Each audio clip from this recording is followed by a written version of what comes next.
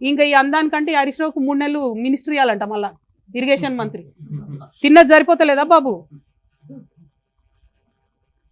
సరిపోవట్లేదా? ఇంకా కూడా చేసిన అవినీతి సరిపోవట్లేదా? పెద్ద మనిషికి అంటించిన అవినీతి మరకలు సరిపోతలేదా? అనకొండలాగా తయారైనటువంటి వీళ్ళందరినీ కూడా గమనించాలని చెప్పి నేను ప్రజల్ని కోరుతా ఉన్నాను. నా రిక్వెస్ట్ సింపుల్గా ఒకటే, మేము ఒక పార్టీ పెట్టుకున్నాం, పార్టీ పేరు రక్షణ సేన అని వచ్చింది, మేము అడిగింది కాదు. 5 పేర్లు అడిగితే వాళ్ళకెళ్ళి వాళ్ళు ఒకటి ఇచ్చిర్రు. ఇక దాన్ని ఓడగొట్టాలని ప్రయత్నం చేస్తూ ఉన్నారు. దేవుడు నా పక్షాన ఉన్నాడు, న్యాయం నా పక్షాన ఉన్నది.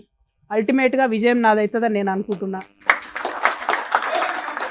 ఏ పేరు వచ్చినా సరే ఆశీర్వాదం ప్రజలది ఉండాలి. ప్రజల పక్షాన్ని నిలబడి కొట్లాడాలి. Every single day, every issue నేను ప్రజల నుండి ఫైట్ చేస్తాను. నేను మళ్ళీ ఛాలెంజ్ చేస్తున్నా బీఆర్ఎస్ పార్టీ వాళ్ళను, ఎస్పెషలీ సోషల్ మీడియా నుండి సొల్లు మాటలు మాట్లాడేటోళ్ళను. తల్లి చెల్లె అనే విషయం కూడా ఇంగితం కూడా మర్చిపోయి అడ్డమైన కూతలు సోషల్ మీడియాలో కూర్చోవాలని చెప్తున్నా. దమ్ముంటే ముఖం చూపించి మాట్లాడండి. ఇష్టం వచ్చినట్టు కమెంట్స్ పెడితే చూస్తూ ఊరుకోరు. సభ్యత సంస్కారం ఉండాలి. ఇది ఆంధ్ర కాదు, అడ్డమైన తిట్లు తిడితే చూసుకుంటూ ఊరుకోవడానికి. మర్యాద ఉంటుంది తెలంగాణలో, అది పాటించండి. ఇంగితం ఉండాలి కొంచెమన్నా. బీఆర్ఎస్ పార్టీ సోషల్ మీడియాకి నేను హెచ్చరిక చేస్తా ఉన్నా. మీ ఇంట్లో కూడా తల్లి ఉంటుంది, మీ ఇంట్లో కూడా చెల్లె ఉంటుంది. దమ్ముంటే ఇష్యూ మీద మాట్లాడండి. ఎస్, నేను ఇలా బాజాప్తా చెప్తున్నా. ప్రదీప్ కన్స్ట్రక్షన్కి డెఫినెట్గా క్విట్ ప్రో కో కిందనే కేటీఆర్ గారు ఇచ్చినారు, అవినీతి చేసినారు. దాని మీద చెప్పండి సమాధానం. దమ్ముంటే దాని మీద చెప్పండి.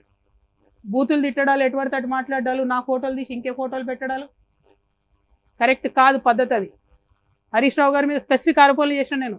దమ్ముంటే వాటి మీద మాట్లాడండి. అంతేగాని మా దగ్గర సోషల్ మీడియా ఉంది, ముఖం చూపించే అవసరం లేదు, ఏది పడితే అది పెడతామంటే చూస్తూ ఊరుకోరు.